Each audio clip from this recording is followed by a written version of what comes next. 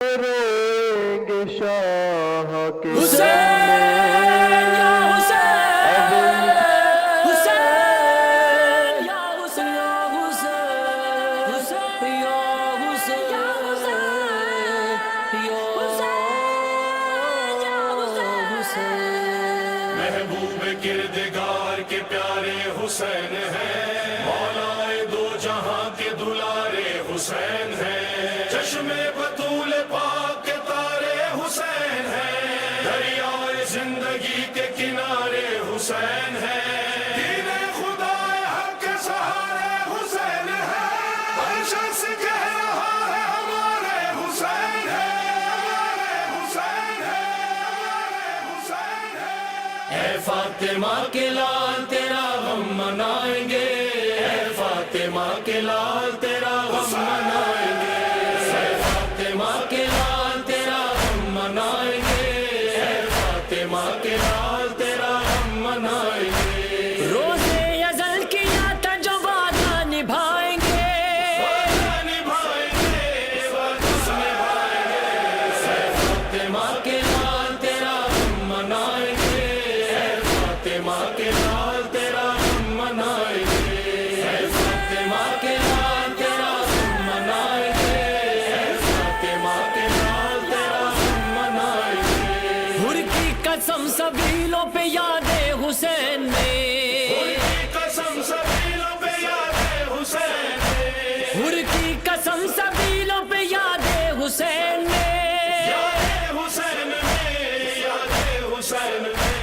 دشمن کو بھی حسین کے پانی پلائیں گے، روزے ازل کیا تھا جو وعدہ نبھائیں گے، اے فاطمہ کے لال تیرا غم منائیں گے، اے فاطمہ کے لال تیرا غم منائیں گے، اے فاطمہ کے لال تیرا غم منائیں گے، اے فاطمہ کے لال تیرا غم منائیں گے۔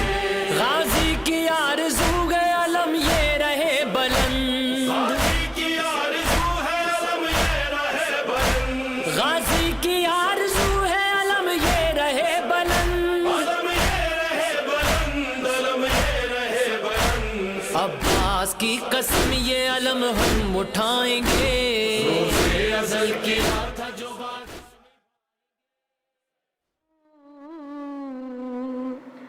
کے پاس لائی، کہا کہ پیاسی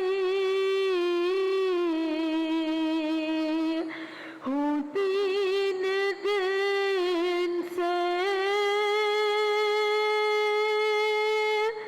دیا نہ پانی،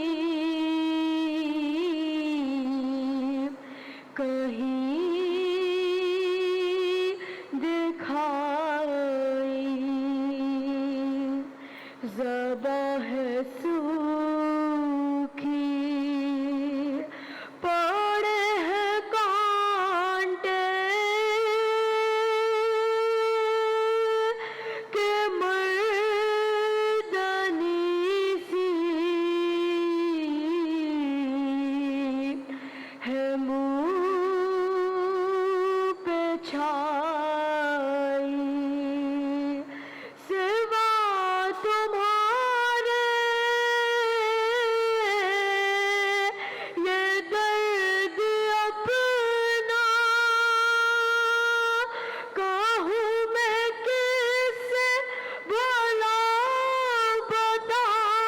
بتاؤں، سکینہ واری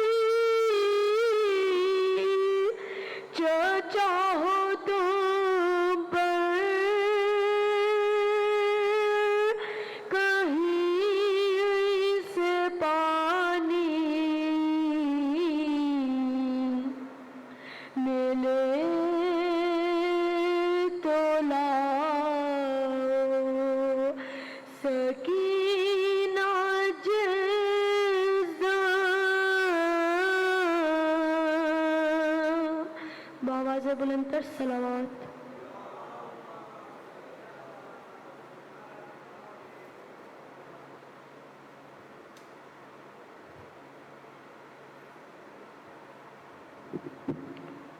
درود بھیجیے.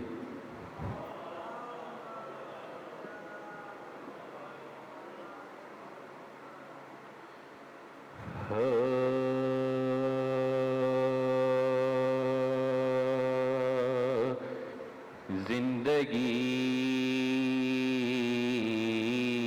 کی راہ میں جیسی پڑے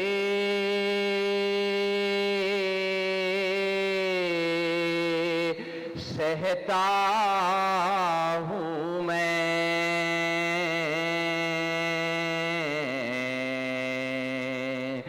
زندگی کی راہ میں جیسی پڑے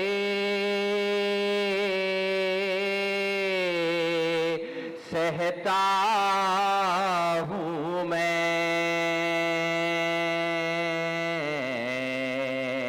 ایک تصور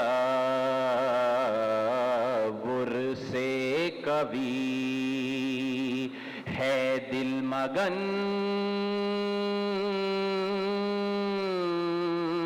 رہتا ہوں میں، کیوں مجھے گھیرے ہو اے رنج و الام کے قافلوں،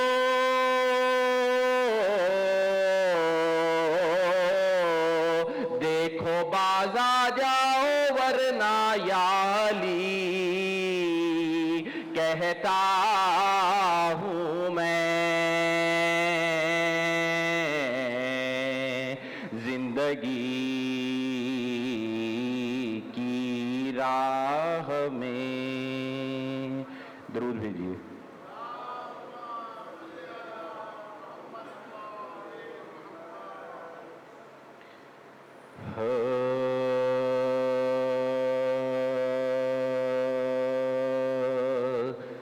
حر کی ایسی نہ کسی اور کو تقدیر ملی، حر کی ایسی نہ کسی اور کو تقدیر ملی،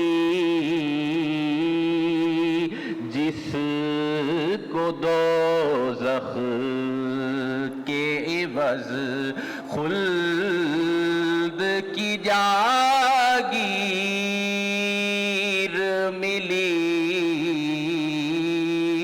جس کو دوزخ کے عوض خلد کی جاگیر ملی، حر کی ایسی نہ کسی اور کو تقدیر ملی، پنجے تن کر گئے ثابت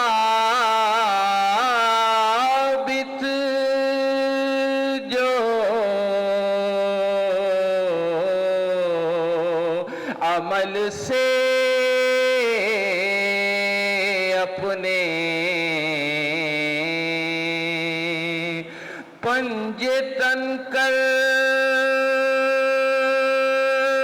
گئے ثابت جو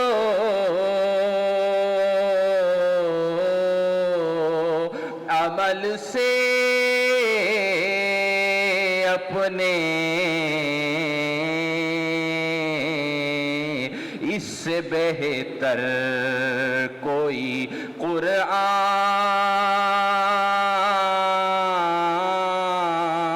کی نہ تفسیر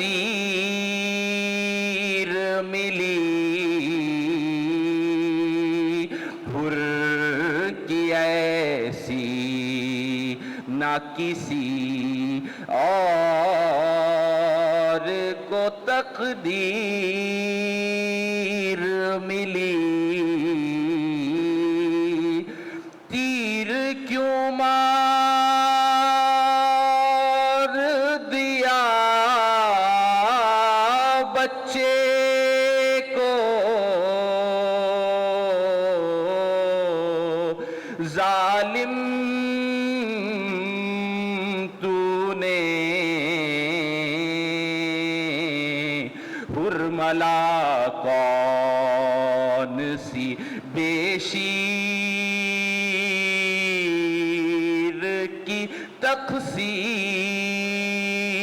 ملی سب ملے چھوٹ کے زندہ سے سکینہ کے سوا سب ملے چھوٹ کے زندہ سے سکینہ کے سوا ہاں مگر فاطمہ صغریٰ سے نہ ہمشیر ملی کوئی ایک بار مدینے میں نہ پہچان سکا قید سے چھوٹ کے جب زینب دلگیر ملی حر کی ایسی درود بھیجیے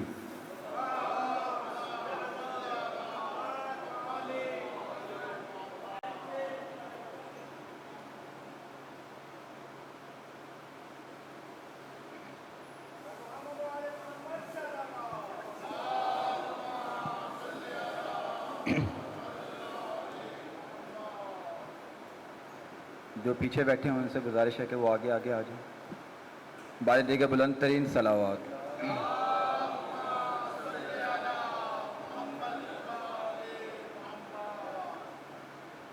بی بی زینب سلام اللہ علیہ کی شان میں منقبت کے چند اشعار آپ کی سماعتوں کی نظر کروں گا بلند ترین صلوات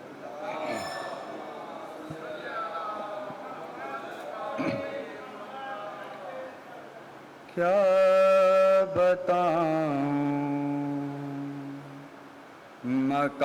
مقام زینب کا کیا بتاؤں مقام زینب کا اسم اعظم ہے نام زینب کا اسم اعظم ہے نام زینب کا کیا بتاؤں مقام زینب کا کیا بتاؤں میں تو کیا خود قصیدہ پڑھتے ہیں میں تو کیا خود قصیدہ پڑھتے ہیں میرے بارے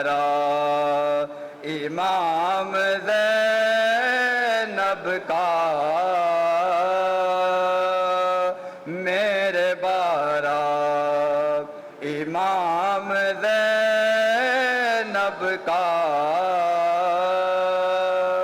کیا بتاؤں تیرے در پر بھی آئے گا جبریل تیرے در پر بھی آئے گا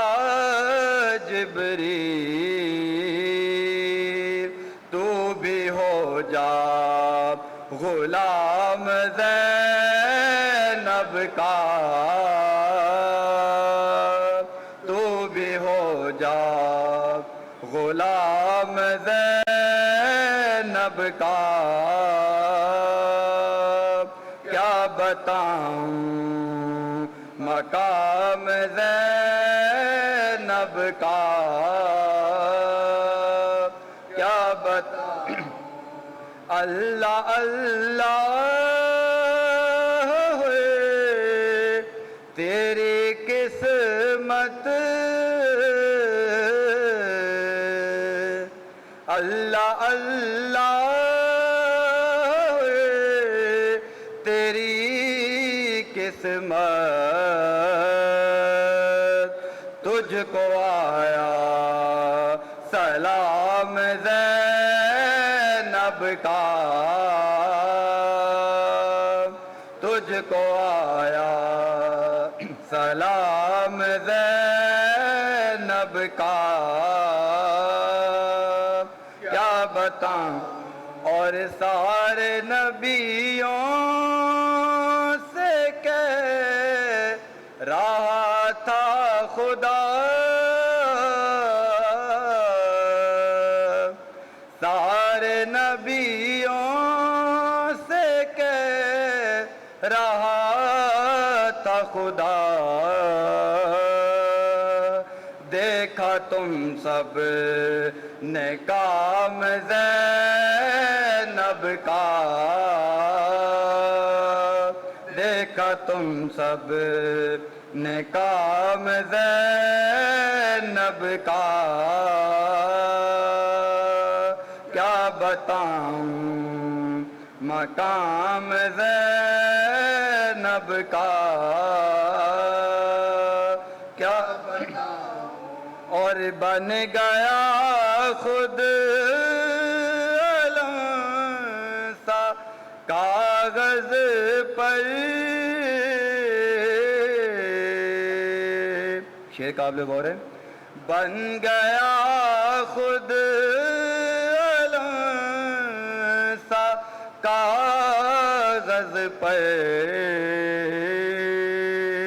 لکھ رہا تھا میں نام زینب کا لکھ رہا تھا میں نام زینب کا کیا بتاؤں مقام زینب کا کیا بتاؤں چل رہا ہے عزا کی صورت میں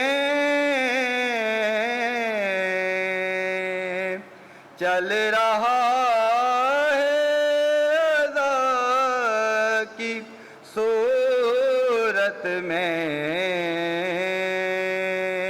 دو جہاں میں نظام زینب کا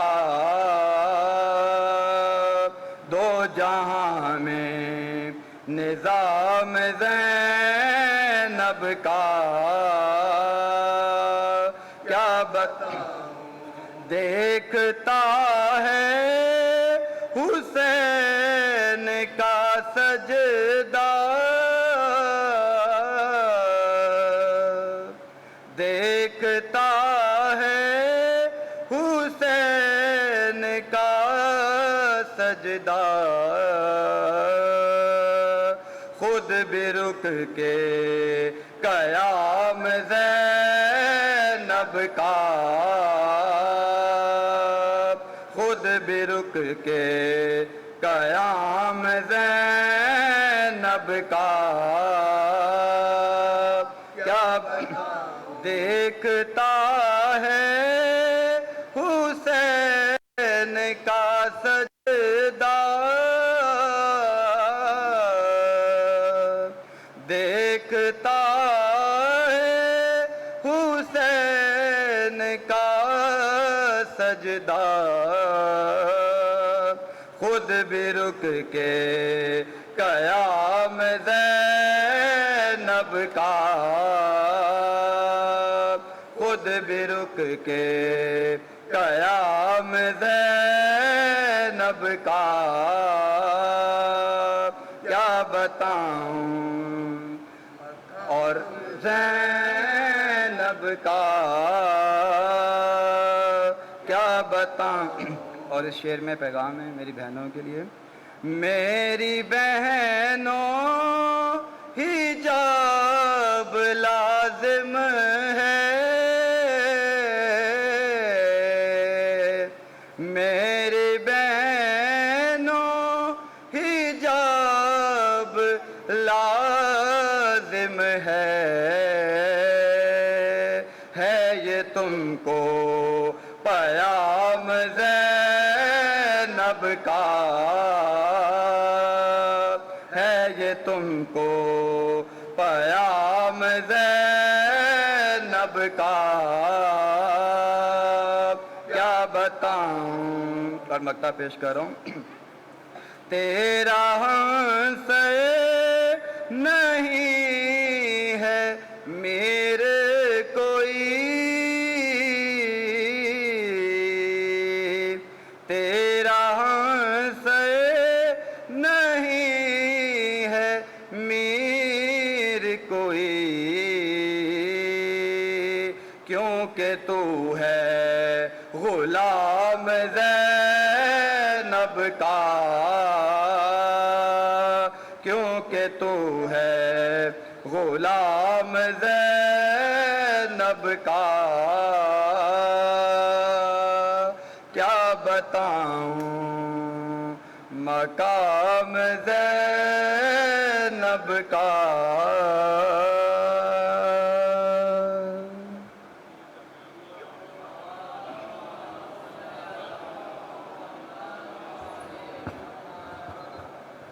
بار دیگر بلندتر صلوات.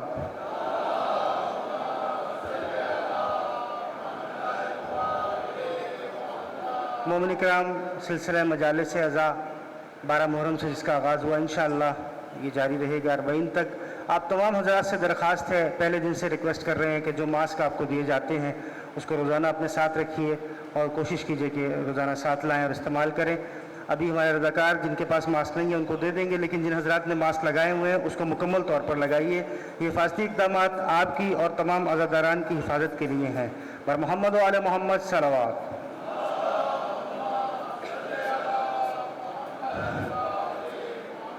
ملتمس ہوں حجت الاسلام والمسلمین مولانا سید سبطین علی نقوی امروہی صاحب سے کہ تدوانوں کے فوز ممبر ہوں. بر محمد و آل محمد صلوات.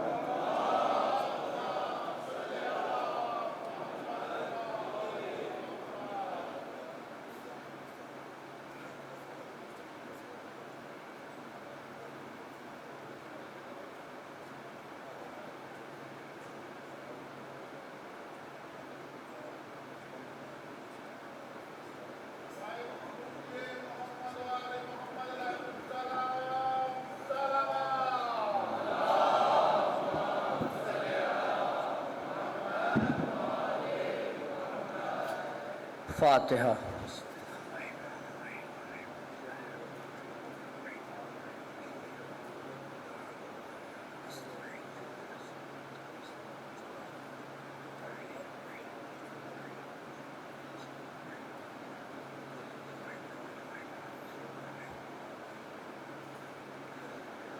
اعوذ باللہ من الشیطان الرجیم. بسم اللہ الرحمن الرحیم. الحمد للہ رب العالمین بارئ الخلائق اجمعین فاطر السماوات والارضین باعث الانبیاء والمرسلین ثم الصلاة والسلام والتحية والإكرام على سيدنا ومولانا أبي القاسم المصطفى محمد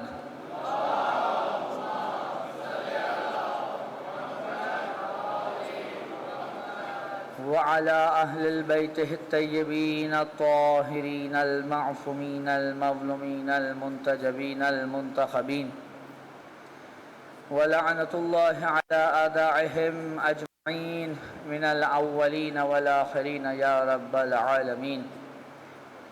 أما بعد فقد قال سبحانه وتعالى في محكم كتابه المجيد فأعوذ بالله من الشيطان الرجيم بسم الله الرحمن الرحيم إنما يريد الله ليذهب عنكم الرجس أهل البيت ويطهركم تطهيرا.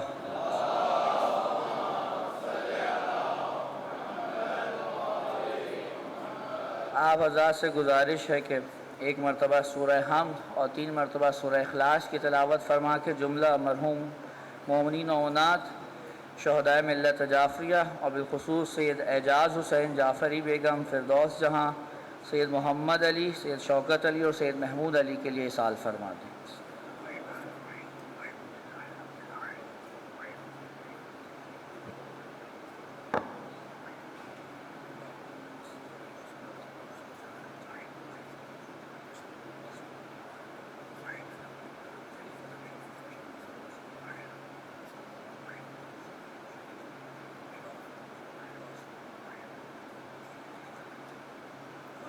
اپنی اپنی حاجات کی قبولیت کے لیے امام وقت کے ظہور میں تعجیل کے لیے جہاں کہیں مومنین و اونات آباد ہیں ان کی عزت مال جان آبرو کی حفاظت کے لیے جس کسی نے دعا کی التماس کی ہے سب کی حاجات کی قبولیت کے لیے اور عالم انسانیت کو اس موذی مرض سے نجات دلانے کے لیے ایک مرتبہ آواز بلند صلوات پڑھے محمد وعلی محمد.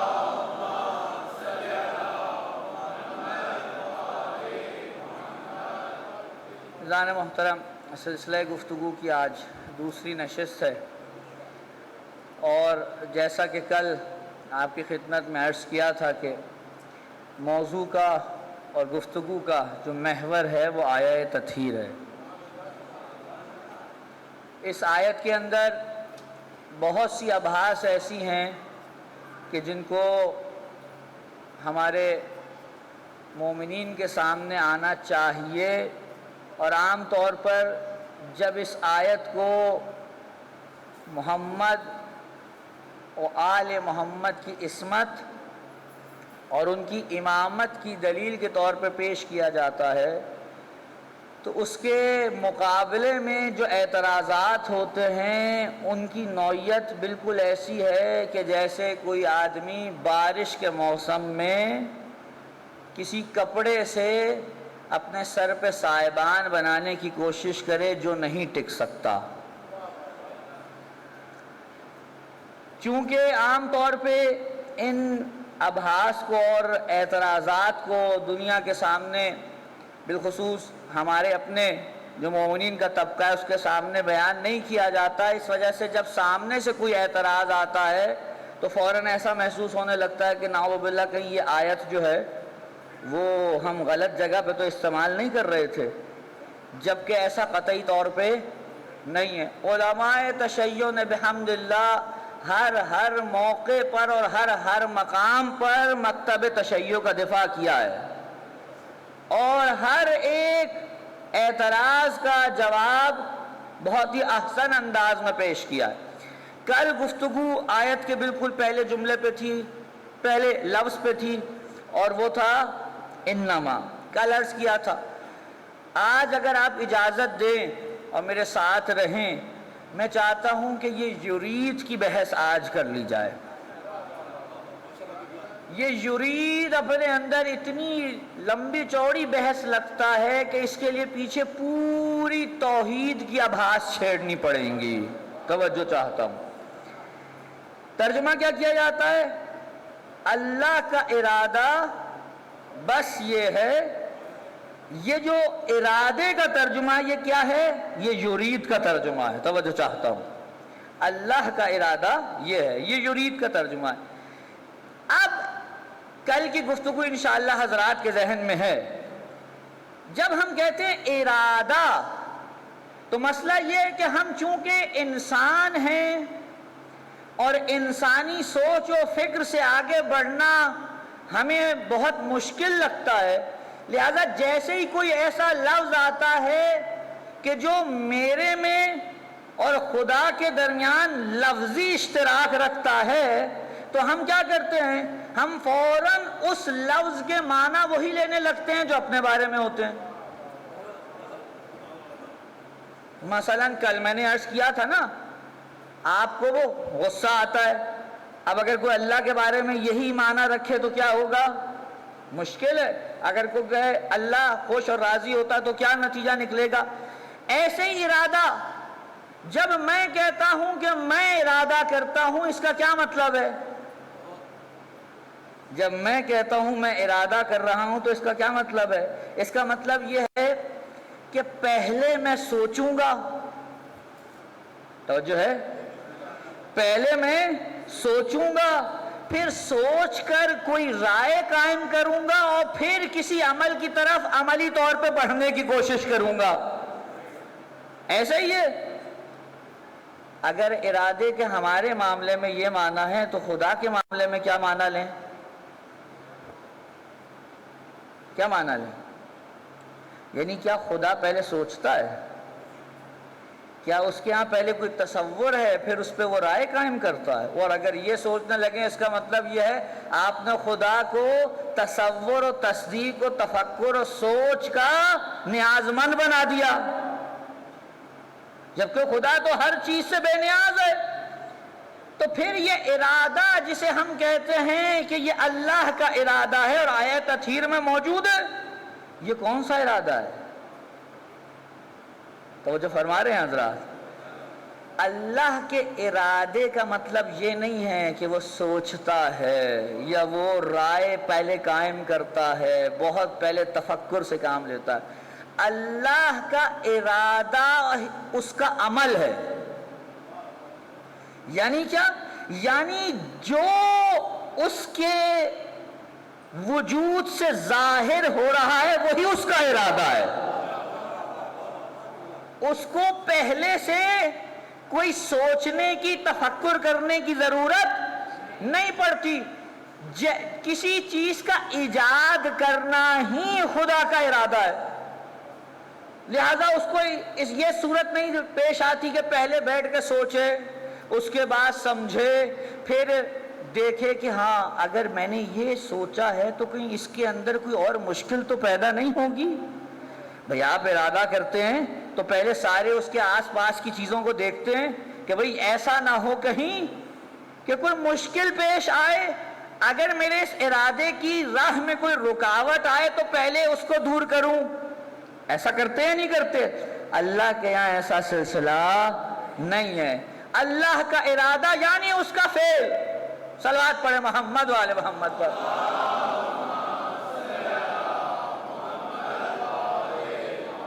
اللہ کا ارادہ یعنی اس کا خود فعل۔ اب میں جانتا ہوں کہ اس ارادہ الہی کی بحث میں ایک ارادہ اس کی ذات سے متعلق ہے، اس کے فعل سے متعلق ہے، میں ابھی اس بحث میں نہیں جا رہا۔ اگر یہ میں نے بحث شروع کی تو کل اتنے بھی افراد نظر نہیں آئیں گے جتنے آج بیٹھے ہوئے ہیں۔ صلوات پڑھے محمد والے محمد۔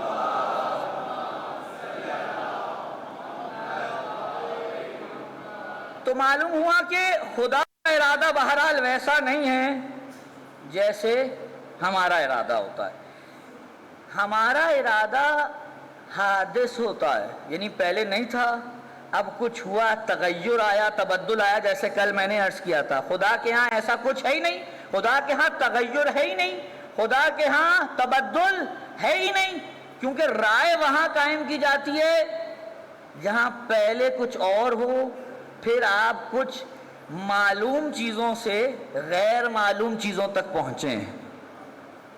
لیکن خدا کے ہاں تو سب کا سب معلوم ہے، کوئی چیز خدا کے علم سے پوشیدہ نہیں ہے۔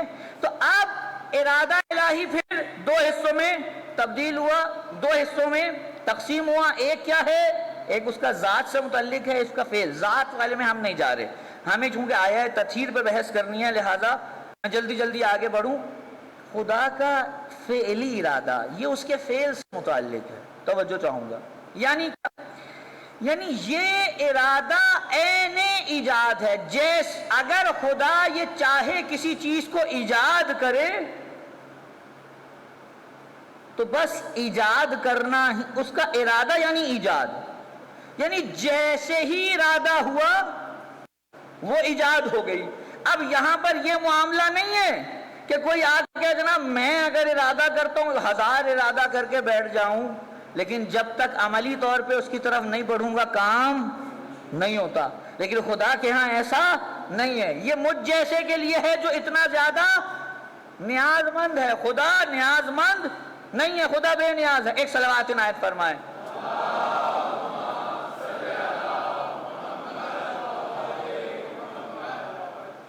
یہ جو جملہ میں نے کہا کہ خدا کا ارادہ عین ایجاد ہے، یعنی کیا؟ توجہ، یعنی ہر وہ چیز کہ جو عالم امکان میں خدا سے کسب فیض کرنے کی صلاحیت و قابلیت رکھتی ہو اور اس کے وجود میں آنے کے لیے کوئی شے مانے نہ ہو، تو یہاں ارادہ ہوا اور وہاں وہ چیز وجود میں آ گئی۔ یہ کیا ہے؟ یہ خدا کا ارادہ ہے۔ اب یقیناً اس ارادے کو مختلف اقسام میں تقسیم کیا گیا کہ یہ خدا کا ارادہ فعلی بھی جو ہے یہ بھی مختلف اقسام میں تقسیم ہوگا، ایسا نہیں ہے کہ یہ بھی ایک ہے۔ کہ یہ کس کا ہے؟ کہ اس کے لیے پہلے اپنے ارادے کو سمجھ لیجیے۔ ہمارا جو ارادہ ہے وہ ارادہ نفسانی کیفیت ہے، ہمارے نفس کی ایک کیفیت ہے، ہمارے حواس باطنی سے کوئی چیز جب تعلق پیدا کرتی ہے تو وہ ارادہ بنتا ہے۔ لیکن خدا کے ہاں حواس ہی نہیں ہے، خدا حواس سے منزہ ہے، خدا حواس سے مبرہ ہے۔ جب معاملہ یہاں تک پہنچے تو پھر یہ بات نہیں کی جا سکتی کہ کوئی یہ کہے کہ خدا کا ارادہ ہمارے جیسا ارادہ ہے۔ لہذا خدا جب بھی کسی چیز کو وجود بخشنا چاہتا ہے تو فوراً کیا ہوتا ہے؟ ارادہ ہوا، ہو گیا۔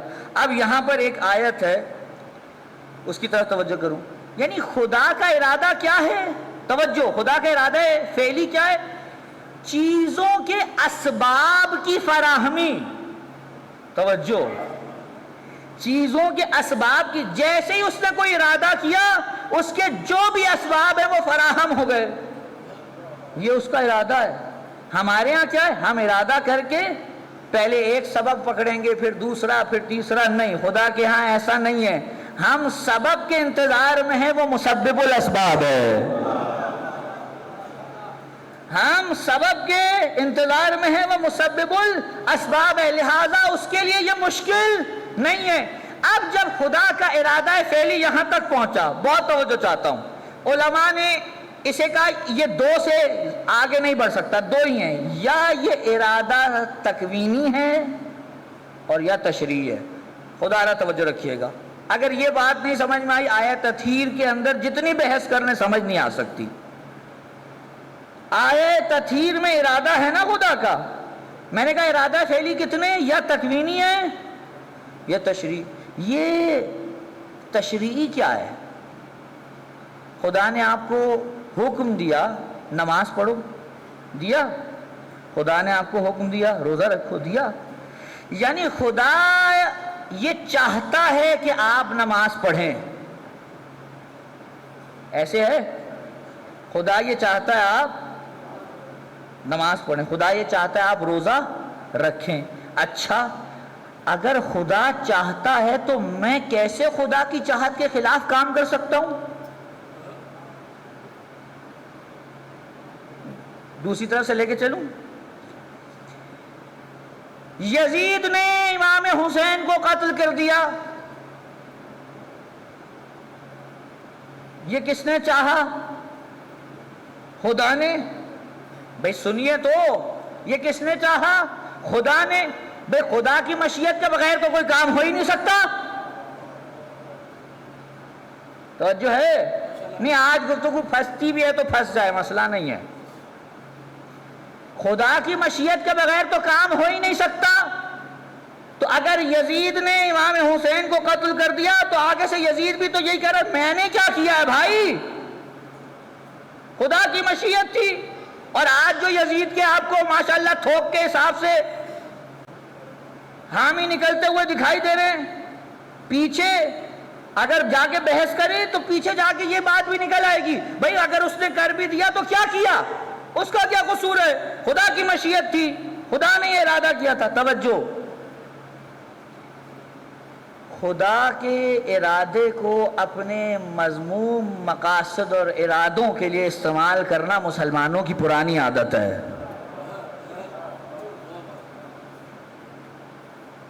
علی کے مقابل، اور میں یہ بات کروں گا مجھے کوئی ڈر خوف بھی نہیں ہے، یہ جو آج کل چل رہا ہے سوشل میڈیا پہ ہمارے اوپر ایک باقاعدہ سوچی سمجھی سازش کے تحت ایک حملہ ہو رہا ہے کہ کسی طریقے سے ہم اس حملے کے تحت دب جائیں، کوئی زبان سے لفظ نہ نکلے اور عالم تشیع بات کرنا چھوڑ دے. ہم نہیں کر رہے کسی کی توہین، لیکن تاریخی جو حقائق ہیں ان کو بیان کرنا اگر توہین ہے تو یہ پہلے آپ نے کی ہے، ہم نے نہیں کی. کیوں اپنی کتابوں میں لکھا ہے، صحیح بخاری سے لے کے تاریخ کی ہر کتاب میں چیزیں موجود ہیں یا نہیں ہیں. اگر کوئی مجھ سے آ کے پوچھے گا سورہ تحریم کی آیات کی تفسیر کیا ہے،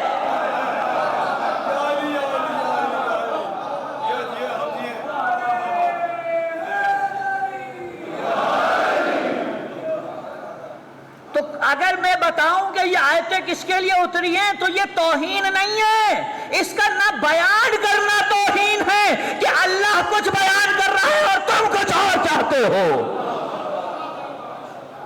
صلوات پڑھیں محمد والے محمد پر.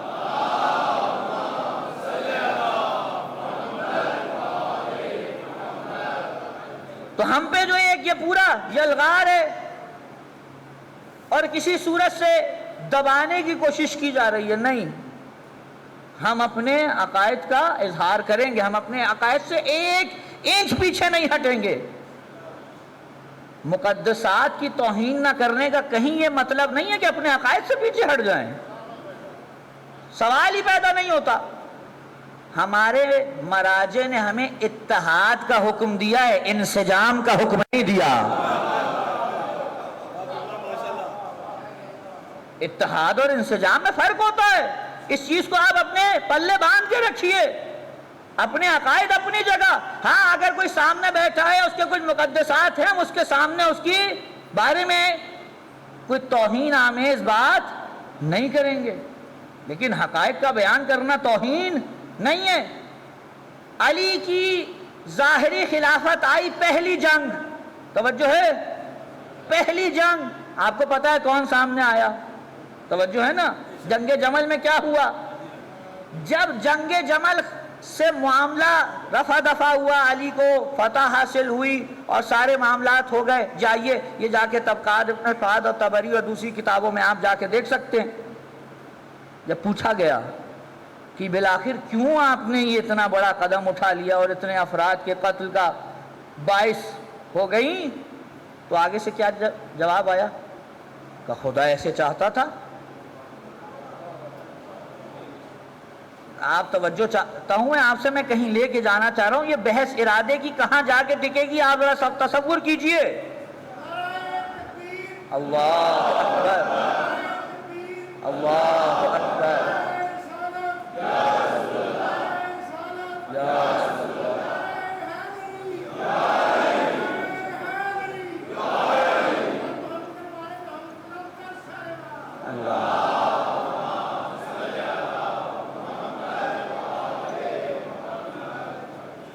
یہ کہاں جا کے رکے گی بات کہ خدا کی مشیت. ارادہ اور مشیت ایک چیز ہے علم کلام کی زبان میں، توجہ، کہ خدا کی مشیت یعنی آپ یہ کہہ رہے کہ خدا کی مشیت کے خلاف کوئی کام نہیں ہو سکتا. درست ہے، خدا کے ارادے کے خلاف کوئی کام نہیں ہو سکتا، لیکن ارادے کیا سب ایک سے ہیں؟ کیا سارے ارادے ایک سے ہیں؟ بحث یہاں پر ہے، اگر سارے ارادے ایک سے ہیں تو خدا کا ارادہ ہے آپ نماز پڑھیں۔ اگر ایک بھی مسلمان نماز نہیں پڑھتا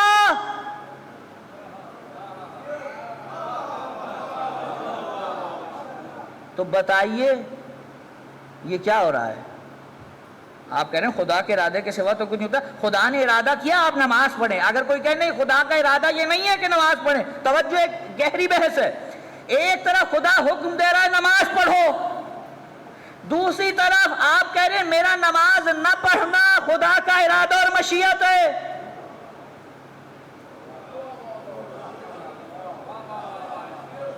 آپ نے تو خدا کے اندر ہی دو ارادے کر کے اسی کو مخالف کر دیا ایک دوسرے کے، یعنی خدا کے اندر بھی اپنی جیسی چیزیں اتار لیں۔ توجہ ہے، خدا کا ارادہ ہے آپ نماز پڑھیں، توجہ، لیکن خدا کے ارادے کی دو قسمیں ہیں، ایک ارادہ ارادہ تکوینی ہے، ایک ارادہ تشریعی ہے۔ ارادہ تکوینی یہ ہے خدا چاہتا ہے آپ یہ کریں، لیکن وہ اس میں آپ کا اختیار سلب نہیں کرتا۔ اے خدا تو چاہتا ہے کہ میں نماز پڑھوں، تو چاہتا ہے سب مسلمان نماز پڑھیں۔ ارے نہیں، میں اس سے آگے کی بات کرتا ہوں، خدا تو نے نبی بھیجے کس لیے؟ لوگوں کی ہدایت ہو، لوگ راہ راست پہ آ جائیں، یعنی تو یہ چاہتا ہے سب مسلمان ہو۔ تو پروردگار اگر تو چاہتا ہے سب مسلمان ہو تو سارے مسلمان کیوں نہیں ہیں؟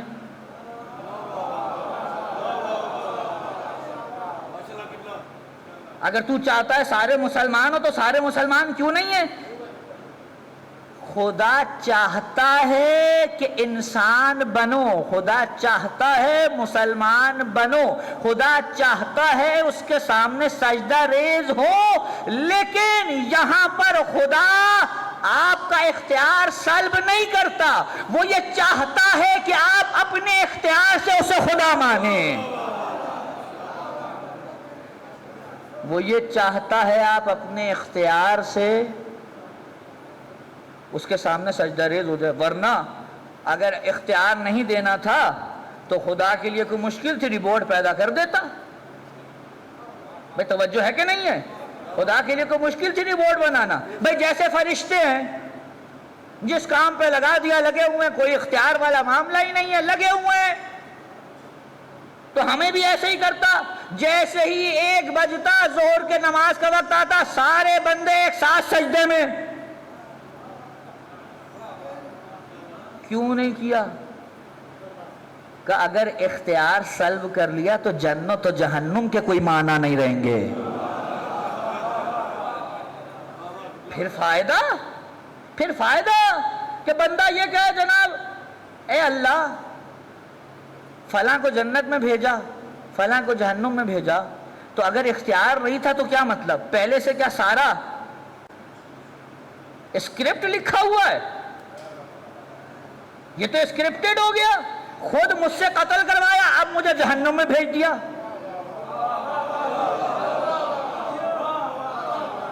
خود مجھ سے نماز پڑھوائی اب مجھے جنت میں بھیج دیا۔ وہ تو جنت میں جو جا رہا ہے وہ تو کچھ نہیں بولے گا، وہ کہے گا چلو ٹھیک ہے جنت تو مل گئی۔ وہ تو جہنم میں جا رہا ہے وہ کہے گا پروردگار میں پہلے تو نے خود کروایا اب جہنم میں کیوں بھیج رہا ہے؟ جو شخص اختیار کا قائل نہیں ہے وہ خدا کو عادل نہیں سمجھتا۔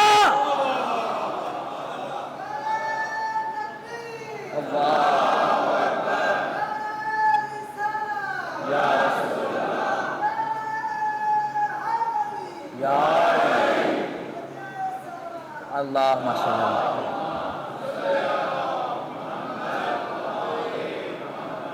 تو خدا نے ارادہ کیا آپ نماز پڑھیں، لیکن اس ارادے کے اندر آپ کا اختیار ملحوظ خاطر ہے۔ اب یہ ملحوظ خاطر بھی میں نے اپنی لغت کی مجبوریوں کے تحت کہا ہے، خدا کے لیے تو خاطر بھی کوئی چیز نہیں ہے۔ ہماری لغت کی کچھ مجبوریاں ابھی انشاءاللہ عرض کرتا ہوں کہ کہاں کہاں کیا کیا مجبوری ہے، ہم اپنی زبان کو کس طرح خدا کے لیے استعمال کریں۔ کہ جو بھی بات لے کے آئیں گے، جو بھی مثال لے کے آئیں گے، بالآخر کہیں نہ کہیں جا کے پھنس جائیں گے، کیونکہ ہماری زبان ہماری بنائی ہوئی ہے، انسانوں کی زبان انسانوں کی بنائی ہوئی ہے، اور خدا یہ چاہتا ہے کہ انسانوں سے انسانوں کی بنائی ہوئی زبان میں ہی بات کر کے انہیں عرشی مطالب فرشی زبان میں سمجھائے۔ تو ایک ارادہ کون سا ہو گیا؟ تشریعی۔ اس کے اندر آپ تخلف کر سکتے ہیں، توجہ، ارادہ الہی ہے لیکن چونکہ اختیار ملحوظ خاطر ہے لہذا آپ تخلف کر سکتے ہیں، آپ اس کے خلاف جا سکتے ہیں۔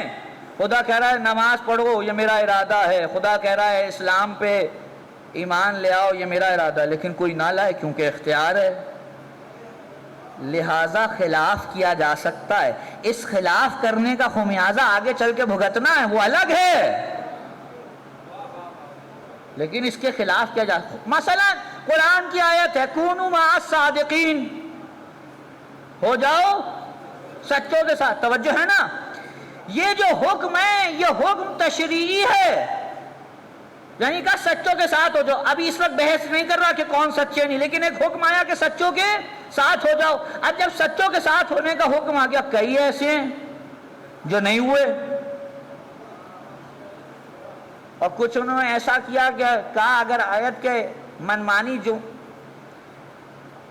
معنی مراد لینے ہیں تو خود سے گھڑ لو۔ مع صادقین میں جو صادقین ہیں وہ خود سے گھڑ لو، اپنے بناؤ اور ان کے ساتھ ہو جاؤ۔ توجہ ہے حضرات کی؟ یہ کیا ہو رہا ہے؟ یہ ارادہ تشریعی ہے۔ خدا چاہتا ہے تم سچوں کے ساتھ ہو، لیکن جبر نہیں کرے گا، لیکن جبر نہیں کرے گا۔ اب جملہ کہوں اگر ساتھ دے میرا، وہ جو لوگ آ کے کہتے ہیں اگر واقعاً علی کا حق تھا، اگر واقعاً علی کا حق تھا تو لے لیتے، زبردستی منوا لیتے، علی کیوں زبردستی منوائیں؟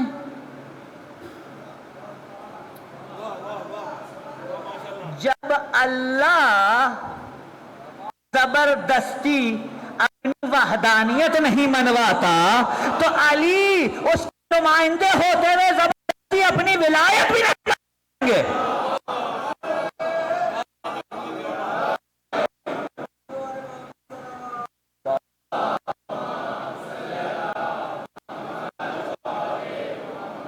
خدا یہ چاہتا ہے کہ میرے بندے، میری مخلوق جسے میں نے اشرف المخلوق کہا، یہ آ کر علی کے در پہ جھک جائیں، لیکن اختیار سلب نہیں کیا تاکہ پتہ چلے کس کے اندر طہارت ہے، کس کے اندر خدا ہے۔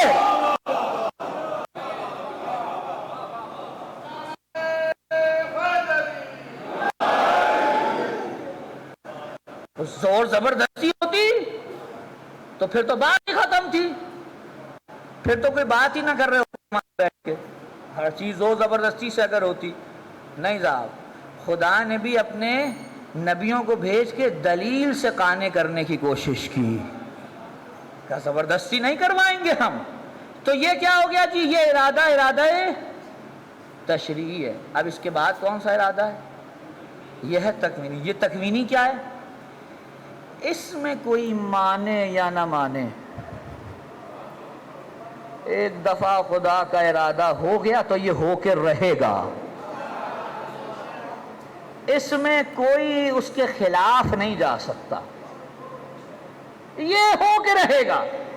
اگر خدا نے ارادہ تکوینی منزل پہ رہتے ہوئے کر لیا تو یہ ہو کے رہے گا، کوئی مائی کا لال ایسا نہیں ہے جو اس میں تخلف کر سکے، جو اس سے ہٹ سکے۔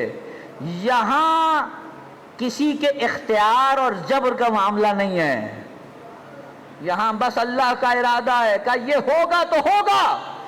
جتنے بھی احکامات ہیں شریعت کے وہ ارادہ تشریعی سے متعلق ہیں، اور جتنی تخلیق و تکوینات کے معاملات ہیں وہ ارادہ تکوینی سے متعلق ہے۔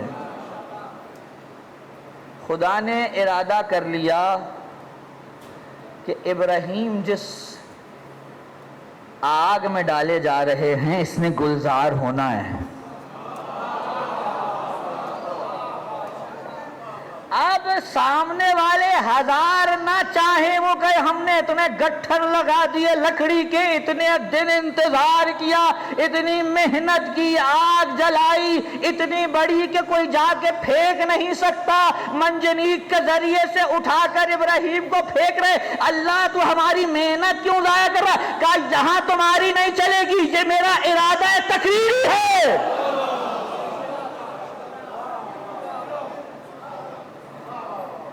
یہ میرا ارادہ تکوینی ہے، تم جو چاہے مرضی کرو، جب میں نے ارادہ کر لیا تو یہ کون سا ارادہ ہے جی؟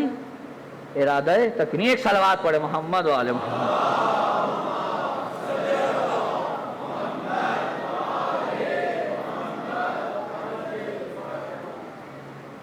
اب ہو سکتا ہے آپ میں سے کوئی کہے بھائی آپ نے تکوینی تشریح تو کر دیا اور تیسرا سال ہے آپ کا، جب بھی آپ یہاں آتے ہیں یہ موٹی موٹی اصطلاحات کا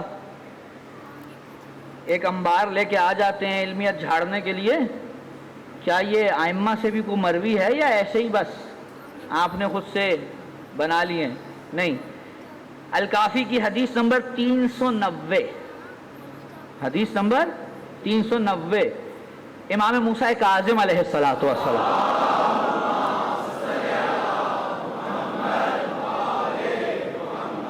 فرماتے ہیں اِنَّا لِلَّهِ ارادتین و مشیعتین، اللہ کے دو ارادے اور دو مشیتیں ہیں۔ اللہ کے دو ارادے اور دو مشیتیں ہیں، ارادت حتم و ارادت عزم۔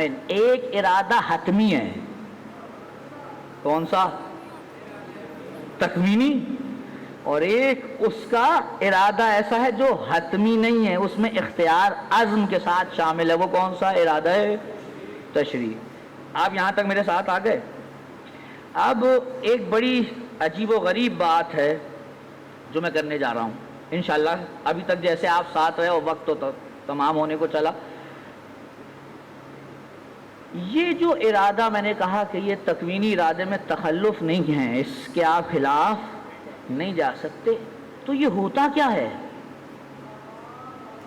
یعنی ایسا ہے کیا کہ جو اس کے خلاف ہی کوئی نہیں جا سکتا؟ اب اگر وہ لوگ جو آج سے 2 سال پہلے کی یہیں کی تقاریر میں موجود تھے جو میں نے حقیقت معجزہ کے نام سے کی تھی، اس میں یہ میں پوری بحث چھیڑ چکا ہوں کہ علت کیا ہوتی ہے اور معلول کیا ہوتا ہے۔ توجہ ہے حضرات کی؟ کسی بھی چیز کے لیے کوئی نہ کوئی وجہ ہوتی ہے جس کو فلسفے کی زبان میں علت کہتے ہیں، اور جو اس وجہ سے آگے نکل کے آتی ہے چیز اسے ہم معلول کہتے ہیں۔ توجہ ہے حضرات کی؟ اللہ کا ارادہ تکوینی اور حتمی یعنی کیا؟ اچھا ایک اور چیز عرض کر دوں پہلے، ہر چیز کے اندر مختلف علتیں ہوتی ہیں۔ مثلا یہ مائک ہے، یہ اس وقت چل رہا ہے، آپ تک آواز آ رہی ہے، لیکن اس آواز کو پہنچانے کے لیے پیچھے بہت سی علتیں کار فرما ہیں۔ پہلے تو اس کی تار چاہیے، پھر یہ مائک چاہیے، یہ سٹینڈ چاہیے، یہ سب کچھ ہو رہا ہے، سب کچھ ہو، لیکن پیچھے بجلی میں نہ لگی ہوئی ہو، آواز آئے گی؟ نہیں آئے گی۔ معلوم ہے جتنی ضرورت ہے علتوں کی سب ہونی چاہیے۔ اچھا یہ سب کچھ ہو لیکن اس کے اندر پانی بھر جائے، آواز آئے گی؟ معلوم ہے جتنی چیزوں کی ضرورت ہے ان سب کا ہونا بھی ضروری ہے، اور اگر کوئی مانع آ جائے، کوئی چیز رکاوٹ آ جائے تو اس کو دور کرنا بھی ضروری ہے۔ اگر رکاوٹ دور نہیں ہوگی اور جتنی چیزوں کی ضرورت ہے وہ سب نہیں ہوں گی تو آواز آپ تک نہیں پہنچ سکتی۔ ایسے ہی ہے جب ساری کی ساری ضروریات جو چاہیے ایک جگہ اکٹھی ہو جائیں تو ہم کہتے ہیں جناب یہ سب کی سب مل کے اب علت تامہ یعنی مکمل ہو گیا معاملہ، اب کام آگے چلے گا۔ جب خدا ارادہ تکوینی کرتا ہے، توجہ، تو آپ اگر کسی چیز کو اکمال تک پہنچانا چاہیں، اسے مکمل کرنا چاہیں تو ساری چیزوں کو اکٹھا کرنا پڑتا ہے، تب جا کر وہ جواب دیتی ہے، تب جا کر وہ آگے سے مکمل ہوتی ہے۔ لیکن اگر خدا ارادہ تکوینی کر لے تو یہاں ارادہ ہوتا ہے، وہاں خود بخود علت تامہ سامنے موجود ہو جاتی ہے۔ جیسے ارادہ کیا، آپ ارادہ کرتے تو کیا ہوگا؟ آپ مائک خرید کے لائے، سٹینڈ خرید کے لائے، تار خرید کے لائے، معلومہ سب کچھ تھا، بجلی گئی بھی تھی، انتظار کرتے رہے بجلی آئے گی تو ہوگا۔ خدا کے ہاں یہ انتظار نہیں ہے، یہاں ارادہ ہوا، ساری علتیں ایک ساتھ جمع، کوئی اس سے انکار نہیں کر سکتا۔ اب جب سب جمع ہو گئیں اور کوئی تخلف نہیں کر سکتا، اب مجھے یہاں ایک بہت ہی خطرناک بحث چھیڑنی ہے اور وقت نہیں ہے، 5-10 منٹ اوپر دیں گے مجھے آج؟ پھر ایک صلوات پڑھے محمد والے محمد۔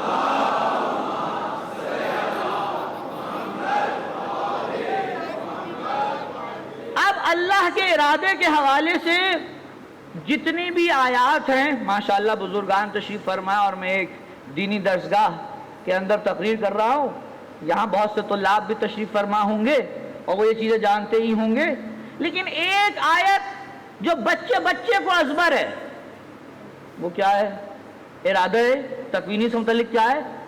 کون فیکون، توجہ ہے، کون فیکون۔ ارادہ تکوینی میں نے کہا خود بخود ساری علتیں جمع۔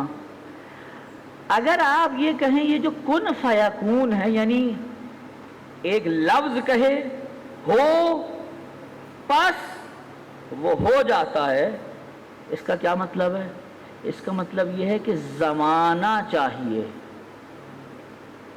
اگر لفظ کی بات ہو تو آپ جب لفظ کہیں گے اور پھر جب وہ ہوگا تو معلومہ زمانہ درکار ہے بیچ میں، آپ کہیں ہو، زمانہ چاہیے۔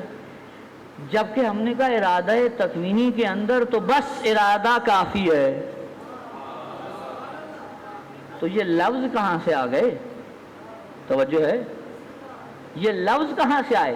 اور یہ آیت تو اتنی مشہور ہے، اور اس کو مجھے پتا ہے بہت سے ایسے افراد کہ جو بزرگان کی کتب کا مطالعہ نہیں کرتے یا کرتے بھی ہیں تو اپنے کچھ مذموم عزائم کی خاطر ان لفظوں کو کہیں سے کہیں پہنچانے کی کوشش کرتے ہیں، وہ عجیب و غریب یہاں پہ ٹامک ٹوئیاں مارتے ہیں جناب۔ جب کن کی بات ہے تو کوئی کہنے والا ہوگا، خدا کی زبان نہیں ہے، کوئی وجود چاہیے، وہ اس قسم کی باتیں ساری، مجھے پتا ہے ساری چیزیں۔ کیوں؟ کیونکہ ارادہ خدا کی بحث پڑھی نہیں، ارادہ خدا کی بحث نظروں سے گزری نہیں، اگر گزرتی تو یہ بات نہ کرتے۔ کن فیکون کا قطعی یہ مطلب نہیں ہے کہ کوئی زمانہ درکار ہے، یہ اللہ عالم ملکوت کی حقیقتیں جب آپ کی زبان میں بیان کرے تو اللہ کی مجبوری نہیں ہے، ہماری مجبوری ہے کہ ہم ان لفظوں کے علاوہ کسی اور چیز سے واقف نہیں ہیں، لہذا اس حقیقت کو ان لفظوں میں بیان کرنا ہے اس نے۔ ورنہ اگر آپ جا کر ارادہ تکوینی کے بارے میں بات کریں تو یہاں زمان بھی نہیں ہے، ارادہ ہی عین ایجاد ہے۔ تو اب جیسے ہی خدا یہ جب کہتا ہے کن فیکون، یعنی کیا؟ یعنی خدا بتا رہا ہے یہاں ارادہ ہوا، وہاں ایجاد ہو گیا، الگ سے لفظ کہنے کی ضرورت نہیں ہے، لفظ کہے گا تو زمان آ جائے گا۔ اور خدا کا ارادہ تکوینی خدا کے لیے زمان کا محتاج، یہ نہیں کہہ رہا ہوں کہ زمان نہیں ہوگا، توجہ چاہتا ہوں، یہ بڑی دقیق بحث ہے۔ ایک ارادہ یہ ہے کہ خدا کا فوراً ہو، ایک یہ ہے کہ جیسے وہ چاہے ہو۔ اگر کسی چیز کے لیے چاہے فوراً ہو تو فوراً ہوگا، اور اگر ارادہ یہ طے پایا ہے کہ وہ 6 دن میں ہو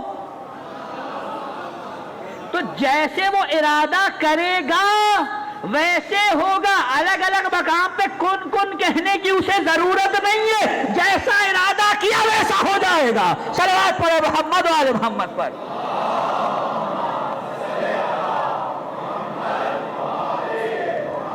اب اس کے لیے میں بہت معذرت چاہتا ہوں بزرگان سے، ایک مثال دے رہا ہوں جوانوں کے لیے، بزرگان تو مجھے پتا ہے میرے کہنے سے پہلے ہی جانتے ہیں۔ ایک مثال، اچھا مثال جب بھی دی جاتی ہے تو وہ صرف تقریب ذہن کے لیے ہوتی ہے، اور مشکل یہ ہے کہ اللہ کے بارے میں جتنی بھی باتیں ہیں ان میں تو مثال کسی صورت پوری اتر ہی نہیں سکتی، یہ صرف تقریب ذہن کے لیے ہوتی ہے۔ کوئی کہے یہ ممکن ہے ارادہ ہو اور ہو جائے، لفظ کہنے کی بھی ضرورت نہ پڑے، زمانہ ہی نہ چاہیے ہو؟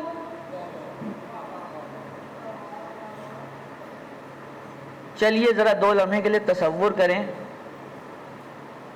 ایک سونے کا پہاڑ، تصور کیا؟ آپ نے سونے کے پہاڑ کا ارادہ کیا، دماغ میں تصویر آ گئی، کن کہا،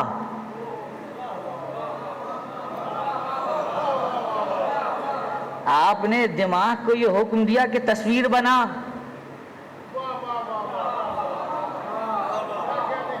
آپ نے ذہن کو یہ حکم دیا تصویر بنا، یہاں ارادہ ہوا وہاں تصویر ایجاد ہو گئی، یہاں ارادہ ہوا وہاں دماغ میں تصویر ایجاد ہو گئی۔ اب آپ پہاڑ بنائیں، صحرا بنائیں، آپ کے دماغ کی کائنات پہ آپ کو مکمل عبور ہے۔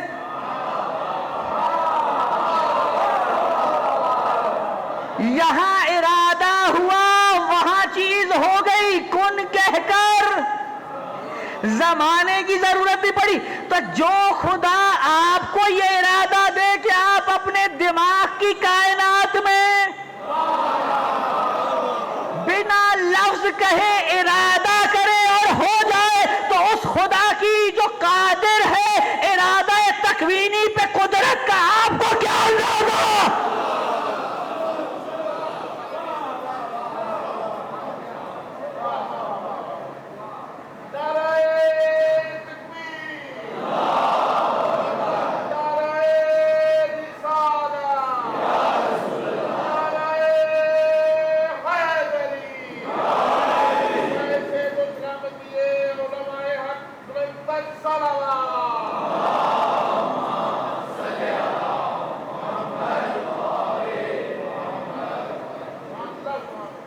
توجہ فرمائی، ارادہ ہوا ایجاد، یعنی ارادہ ہی ایجاد ہے۔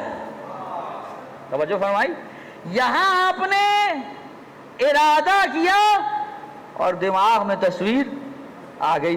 اب یہ کوئی آ کے یہ نہ کہ آپ نے خدا کے لیے یہ کیسے مثال دے دی، کیا خدا کا کوئی دماغ نہیں؟ میں عرض کر رہا ہوں مثال دیے تقریب ذہن کے لیے، توجہ۔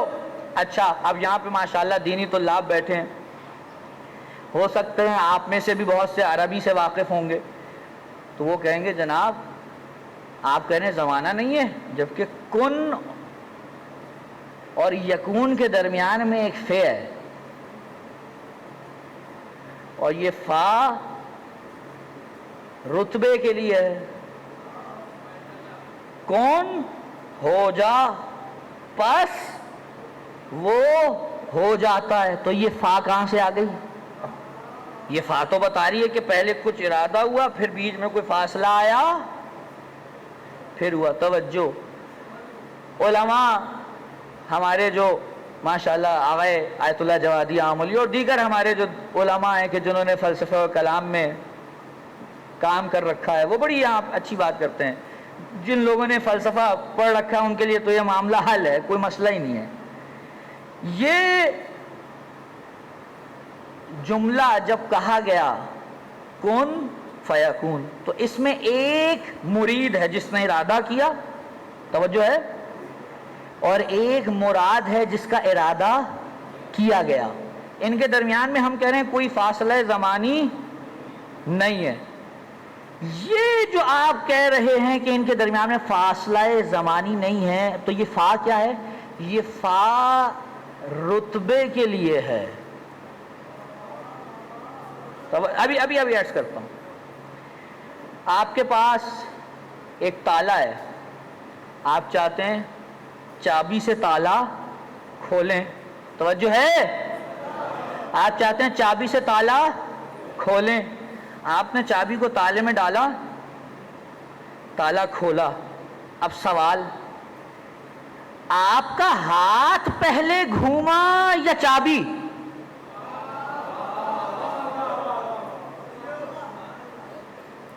بتائیں نا بھائی. یعنی ہاتھ اور چابی کے گھومنے میں کوئی فرق ہے؟ یہ تو دونوں ایک ساتھ ہی گھوم رہے ہیں. جیسے ہی چابی پکڑی، ہاتھ گھمایا، چابی ساتھ میں گھومی. اب کوئی کہے بھائی چابی پہلے گھومی یا ہاتھ، دونوں ساتھ گھومے، تو کیا دونوں ایک سے ہیں؟ کہا ہاں گھومنے میں ایک سے ہیں، رتبے کا فرق ہے. پہلے ہاتھ میں ہے، بعد میں چابی میں حرکت آئی. یعنی اصل حرکت کس کی ہے؟ ہاتھ کی، لیکن ظاہر میں ساتھ میں گھوم رہے، بیچ میں فرق نہیں ہے. آپ کہیں پہلے یہ تھا، یعنی پہلے ہاتھ میں حرکت آئی اور بعد میں چابی میں حرکت آئی. نہیں، حرکت ساتھ آئی ہے، لیکن رتبے میں پہلے ہاتھ ہے، بعد میں چابی.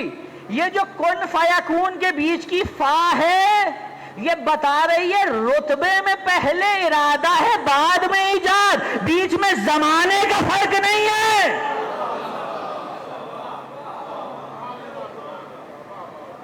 جیسے آپ کے ہاتھ کی چابی گھومنے میں اور ہاتھ گھومنے کے زمانے میں فرق نہیں ہے، زمانہ تو ایک ہے.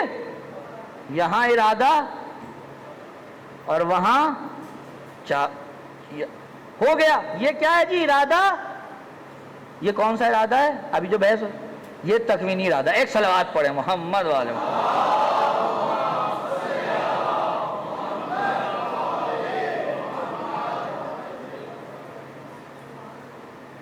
یہ ساری بحث ہو گئی. آپ کہیں آپ نے کہا تھا آیت تطہیر، یہ ابھی تک آیت تطہیر کی تو کوئی بات ہی نہیں آئی، 1 گھنٹہ گزر گیا. اب سوال یہ ہے کہ آیت تطہیر میں جو خدا کہہ رہا ہے میں خدا کا بس یہ ارادہ ہے، یہ ارادہ تکوینی ہے یا تشریعی؟ بھائی توجہ ہے کہ نہیں ہے؟ یہ ساری بحث آپ سنا ہے نا. اب سوال تو یہ تکوینی ہے یا تشریعی؟ اگر تشریعی ہے تو کیا ہے؟ اب آپ کو سب بتایا، اب آپ بولیں گے، میں تو اب سنوں گا. اگر ارادہ تشریعی ہے تو کیا مطلب ہوا؟ یعنی اللہ کا یہ ارادہ ہے کہ آپ خود سے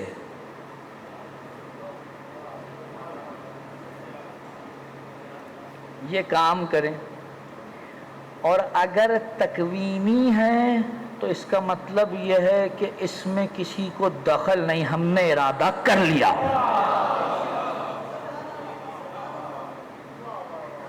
اب بحث یہ کہ یہاں تکوینی مراد ہے یا اب یہ کیا ہے، یہ کل بیان کروں گا، اب وقت نہیں ہے. آیت تطہیر میں ارادہ تکوینی ہے، یہ تشریعی ہے. اب اس پہ آپ گھر میں بیٹھ کے سوچئے گا. مجھے پتا ہے انشاءاللہ کل اس سے پہلے کہ میں کچھ بیان کروں آپ کسی نتیجے تک پہنچ جائیں گے. ایک صلوات عنایت فرمائے محمد والے.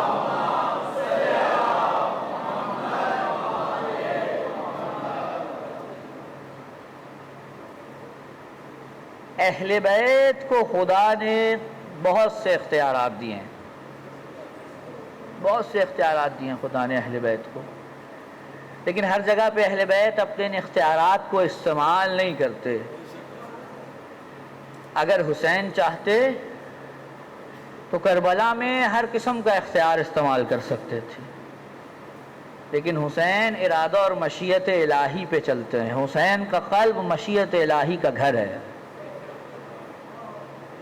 لیکن بعض ایسے مقامات ہیں جہاں پر ان اختیارات کو استعمال کیا ہے معصومین نے،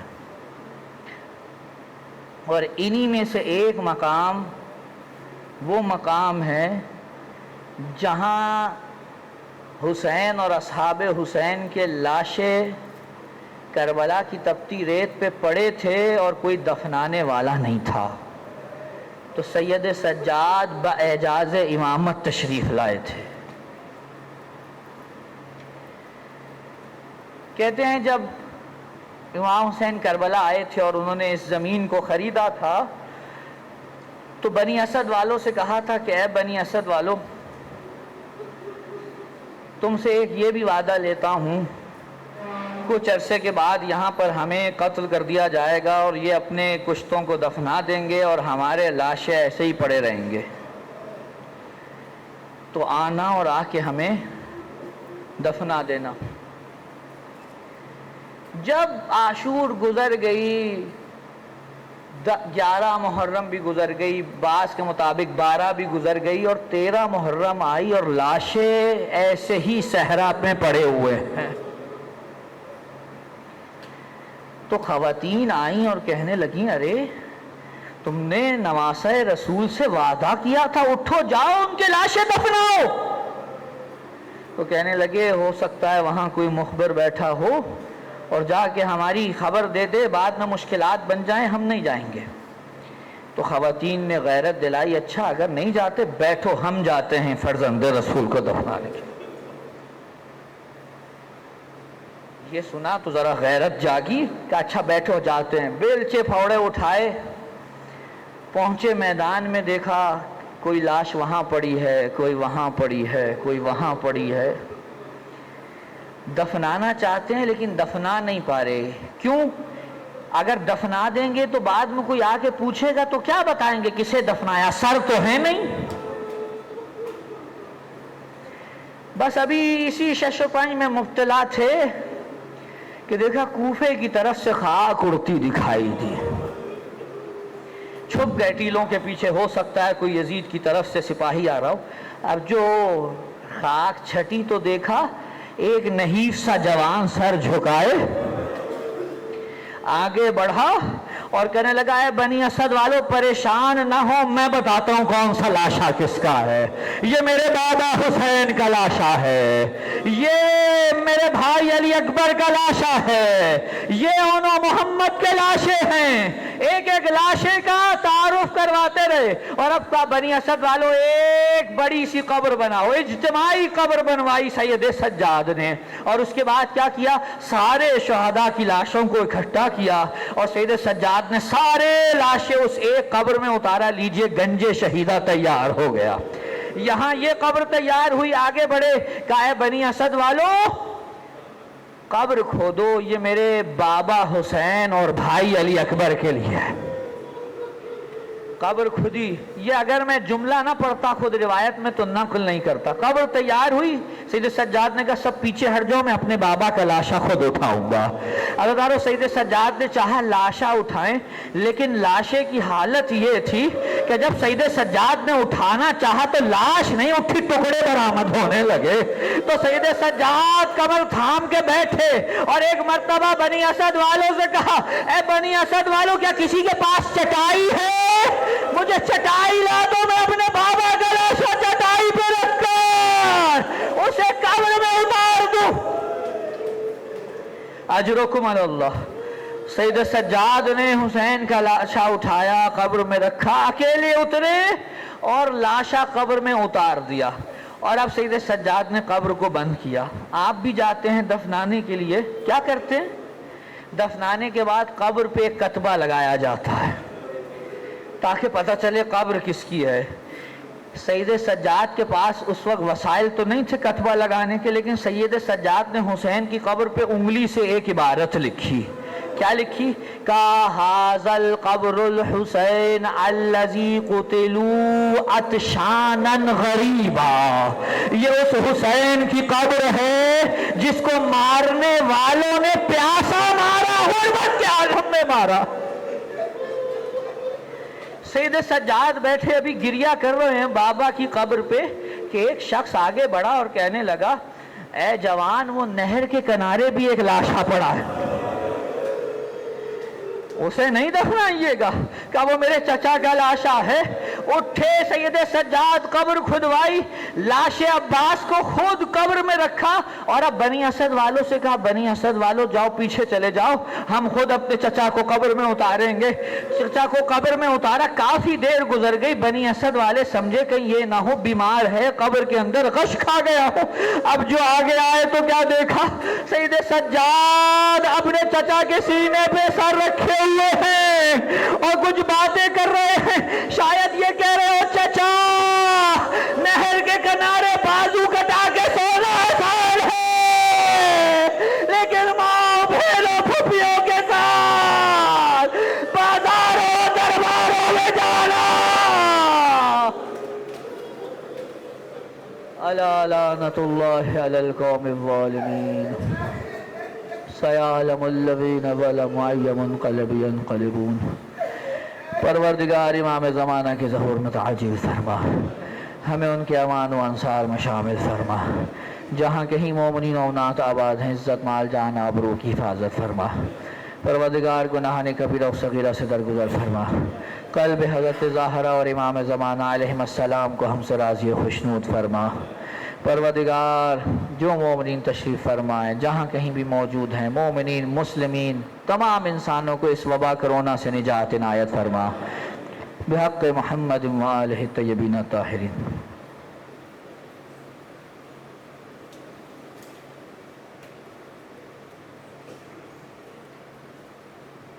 या हुसैन या हुसैन या हुसैन या हुसैन या हुसैन या हुसैन या हुसैन। बिन्ते ज़हरा का खुला सर है, खुदा खैर करे। बिन्ते ज़हरा का खुला सर है। निभा